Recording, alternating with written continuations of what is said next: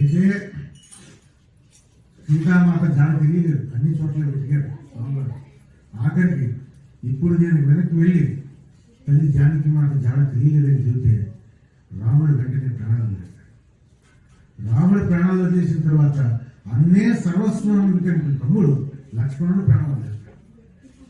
ఈ వార్త విన్నటువంటి భర్త శత్రుఘ్నులు ప్రాణాలు వేస్తాడు, తల్లులు ముగ్గురు ప్రాణాలు వేస్తాడు, అయోధ్య వాసులందరూ ప్రాణాలు వేస్తాడు. ఈ విషయం తెలిసిన సుగ్రీవుడు ప్రాణాలు వేస్తాడు. సుగ్రీవుడి భార్య పార ప్రాణాలు వేస్తుంది, వానర సైన్యమంతా ప్రాణాలు వేస్తాడు. ఇది రెండు పక్కలకి కారణం ఇంత నష్టం కలగడానికి నేను వెనక్కి వెళ్ళి జానకి మాత జాడ చెప్పకపోతే వీళ్ళందరూ ప్రాణాలు పోతాయి. కాబట్టి ఒక కృత నిశ్చయం చేసుకున్నాడు స్వామి, సంకల్పం చేసుకున్నాడు. ఏమిటంటే తల్లి జాడ తెలుసుకున్నాను, లేదా నేను కిష్కిందకి వెళ్ళను, ఇక్కడే చితి పేర్చుకొని దానిలోనే నేను ప్రాణత్యాగం చేస్తానని చెప్పి ఎంతో కఠోరమైనటువంటి నిర్ణయం తీసుకున్నాడు. ఎవరికైనా సరే అంత కఠోరమైనటువంటి నిర్ణయం తీసుకున్న తర్వాతే కొన్ని కనబడతాయి. అయితే అప్పటి వరకు అన్ని చూస్తున్నటువంటి స్వామి వారికి ఎదురుకుండానే ఉంది అశోకవనం కనబడదు. ఎప్పుడైతే ఆయన నిర్ణయం తీసుకున్నారో వెంటనే కనబడదండి. ఎలా కనిపించిందంటే మబ్బు తొలగిపోతే మళ్ళీ సూర్యుడు ఎలా వస్తాడు అలా ఉంది ఆ పరిస్థితి. అప్పుడు అంత బాధపడి ఆ స్వామివారి నిర్ణయం తీసుకునేసరికి అశోకవనం కనబడి స్వామివారి అశోకవనం వెళ్తారు. అశోకవనం అంటే ఏదో శోకం అని చెప్పి అనుకోకూడదు. అశోకవనం ఎంతో అద్భుతంగా నిర్మించాడు రావణాసుడు. ఎన్నో రకాల చెట్లు ఉన్నాయి, ఎన్నో రకాల ఫలాల చెట్లు ఉన్నాయి, ఎన్నో రకాల సుగంధాన్ని ఇచ్చేటువంటి చెట్లు ఉన్నాయి, ఎన్నో రకాల లతలు ఉన్నాయి, ఎన్నో రకాల చెరువులు ఉన్నాయి, ఎన్నో రకాల బావులు ఉన్నాయి, ఎన్నో రకాల మైదానాలు ఉన్నాయి, ఎన్నో రకాల మృగాలు ఉన్నాయి, ఎన్నో రకాల పక్షులు ఉన్నాయి. అంత అందమైనది. ఆ అశోకవనంలో స్వామివారు ప్రవేశించి తల్లి జానకి మాత జాడ తెలుసుకుని వెళ్తున్నాడు. అయితే ఎంతో ఆనందపడుతున్నాడు స్వామివారు మనసులో. ఎందుకంటే ఇంతటి సుందరమైన అశోకవనంలోనే తల్లి జాడ ఉంటుంది.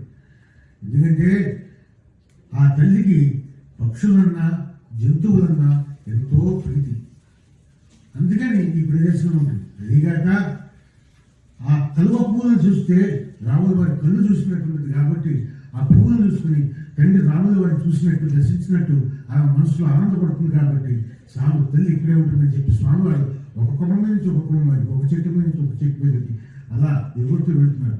ఆ స్వామివారు ఎంత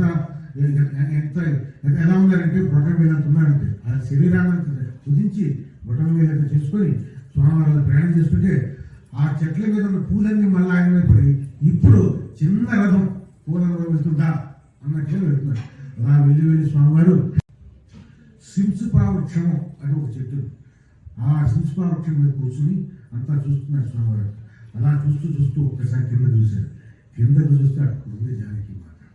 ఎలా ఉందంటే శుక్లపక్ష చంద్రరేఖ, అమావాస్య నాడు చూస్తే ఆ రోజున చంద్రుడు ఎంత సన్నగా ఉంటాడు అంత సన్నగా ఉంది. బట్టలు చిరిగిపోయింది, మాసిపోయింది. రాక్షసులు చుట్టూతా వలయంలాగా ఉన్నారు. ఎంతో బాధతో ఉంది, కృంగిపోయింది, కృషించిపోయింది. భోజనం లేదు, నీళ్లు లేవు. ఆ తల్లి అలాగే బాధలో ఉంది. అది చూసి కాకపోతే ఇంత దుమ్ము కొట్టుకుపోయినా కూడా ఎలా ఉందంటే ఆ తల్లి తల మెరిసిపోతుంది కాంతి. ఎన్నో కోట్ల సూర్యుల కాంతి ఆమె దగ్గర నుంచి వస్తుంది. అలా ఉంది. ఆమె చూసి ఈమె నా తల్లి జానకి మాతే అని చెప్పి ఆయన నిర్ణయం చేసుకున్నాడు. తర్వాత భర్త లేనప్పుడు భార్య ఎటువంటి నగలు అవి వేసుకోరు. రాముడు లేనప్పుడు నగలు నాకెందుకు, ఈ భోగాలు నాకెందుకు అని చెప్పి తల్లి జానకి మాత ఏం చేసిందంటే ఆ ఉన్నటువంటి నగలన్నీ కూడా ఆ చెట్లకి వేళ వేసేసి చెట్లకు కట్టేసి. అయితే రావణాసుడు జానకి మాత అపహరించి తీసుకెళ్తున్నప్పుడు పుష్పకేమనంలో ఆ తల్లి కొన్ని నగల్ని మూట కట్టి కిష్కింద వదిలింది, జాడ వచ్చింది. అయితే అవి సుగ్రీవుడి దగ్గర ఉన్నాయి. ఆంజనేయ స్వామి వారు చూశారు. వాడిని ఇది చూసి అక్కడ ఉన్నటువంటి నగలు ఇక్కడ ఉన్నటువంటి నగలు రెండు సరిపోయినాయి, పోలికలు సరిపోయినాయి. కాబట్టి ఇక నా తల్లి జానకి మాత అని చెప్పి చూస్తున్నాడు. అప్పుడు సమయం తెల్లవారుజామున గురవుతుంది. రావణాసుడు రాత్రంతా మృదువు తాగి మాంసం భోజనం చేసి చక్కగా నిద్రపోయి 3 గంటలు నిద్రలేస్తున్నాడు. నిద్ర లేస్తూనే కామాంధుడై ఎంతో కామంతో సీత సీత సీత అని కేకలు పెట్టి బయలుదేరుతున్నాడు, నిద్ర లేస్తున్నాడు. అలా నిద్ర లేచి 9 భార్యలు తీసుకొని అశోకవనానికి బయలుదేరాడు. వాళ్ళ భార్యలు ఎలా ఉన్నారంటే రావణాసుడి భార్యలు మామూలుగా లేరు, చంద్రముఖులు. వీరు తీసుకున్నటువంటి మధువు ఏదైతే ఉందో రాత్రి తీసుకున్నది ఆ నోటి నుంచి వచ్చి ఆ ముఖాలు పద్మాల్లాగా ఉన్నాయి కాబట్టి త్రీనకీలు ఏం చేస్తున్నాయంటే ఆ ముఖం చుట్టూ తిరుగుతుంది. దానిలో ఉన్న మధువు తాగాలి, అది పద్మాలు అనుకుంటుంది ఆ ఏదో తినగలి. అంతటి గొప్ప అందగత్తెల వాళ్ళు. అలాంటి వాళ్ళని 100 మందిని తీసుకుని స్వామివారు రావణాసుడు అశోకవనానికి వచ్చి జానకి మాత మీద అలాగే కామంతో కూడినటువంటి చూపులతో ఆమె చూసి పలకరిస్తున్నాడు.